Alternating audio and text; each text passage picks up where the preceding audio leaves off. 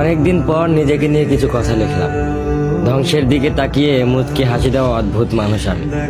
হয়তো আমি পাগল, হয়তো অনুভূতির ভিতরে কোনো এক গভীর অতল দুঃখ বাসা বেঁধেছে। তবুও নিজেকে জোর করে হাসাতে শিখে গেছি। যেদিন ভেতরটা একবারে ভেঙে গিয়েছিল, সেদিনও বাইরে থেকে এক চিলতে হাসি মুখে নিয়ে সবার সামনে দাঁড়িয়েছিলাম। কষ্টগুলোকে আমি বন্ধু বানিয়েছি, একাকিত্বকে আপন করে নিয়েছি। মানুষ ভাবে আমি হয়তো সুখী, শক্ত, নির্লিপ্ত, কিন্তু তারা জানে না প্রতি রাত আমার এক একটা লড়াই। নিজেকে নিজেই বুঝিয়ে রাখি তুই ভালো আছিস, অথচ আমি জানি আমি ভালো নেই। ভেঙে যাচ্ছি প্রতিদিন একটু একটু করে, আর এই ধ্বংস হওয়াটাকে যেন ভালোবেসে ফেলেছি। আমি সেই মানুষ যে হার মানার আগে হাসে, কারণ জানি কান্না দেখিয়ে লাভ নেই।